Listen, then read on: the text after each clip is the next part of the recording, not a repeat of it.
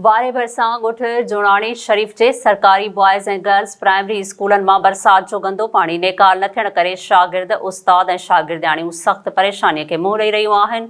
उन हवाले सां वधीक अपडेट करे रहियो आहे रियाज़ अहमद खटियाण। जी रियाज़, वधीक अपडेट कजो। जी बिल्कुल, 12 लॻे ॻोठ जुणाणी शरीफ़ मां बरसाती पानी न निकिरी सघियो। 1.5 महीनो गुज़रण बावजूद पानी बदबूदार बणिजी वियो। नियाणियुनि जी तालीम मुतासिर, स्कूल बंदि। वधीक तफ़सील ॿुधाईंदो हलां त boys primary school, girls school primary school ऐं हाई स्कूल जी इमारतुनि ऐं रस्तो ख़ाली न थी सघियो। 3 खां 4 फुट पानी पीजी बदबूदार बणिजी वियो।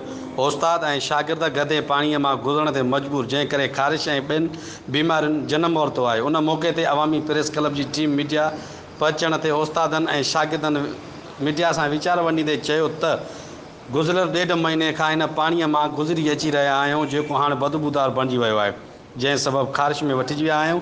शागिर्दनि मीडिया अॻियां धाईंदे चयो त पाणीअ मां अचण करे कपिड़ा ऐं किताब ख़राब थी वञनि, जंहिं करे घर में बि मार खाऊं था ऐं स्कूल में बि मार खाऊं था। प्राइमरी ऐं हाई स्कूल जे उस्तादनि ऐं चयो त हितां जा स्कूल 12 ताल के अंदरि बहितरीन तालीम जे मैदान में बहितरीन रिज़ल्ट ॾींदड़ आहिनि, पर सहूलियतनि जी खोट सबबु तालीम सख़्तु मुतासिर थी रही आहे। पाणी मां गुज़रण करे ॿारनि जे ॿुॾण जो ख़तरो रहे थो। मौक़े ते मौजूदा ॻोठ जे समाजी वर्कर मंज़ूर कुरैशी ॿुधाईंदे चयो त घार ट्रेन जे करप्ट ऑफिसरनि पैसनि जी लालच एवज़ घार ट्रेन जो पाणी आबादकारनि खे विकिरो करण लाइ अॻियां रुकावटूं गंढा ॾेई एतराज़ू चाड़ कराईंदा था वतनि, जंहिंसां वाह उबता वही नुक़सानु ॾेई रहिया आहिनि, जंहिं करे ॻोठ जुणाणी ऐं भरपासे पाणी बीहजी घर ऐं स्कूल इमारतूं पाणी हेठि अची ॿोझ ॾेख ॾेई रहियूं आहिनि। हिननि मुतालबो कयो त जल्द पाणी खे निकाल करे girls school, boy primary school, primary high school ऐं दाख़िल 1200 ॿारनि लाइ रस्तो ॿियो सहूलियतूं ॾेई हितां जी तालीम बचाई वञे।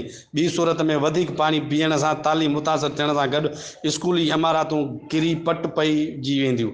अरबें रुपयनि जे नुक़सान सां गॾु जाडी माली नुक़सान जा इम्कान पिणु आहिनि। जी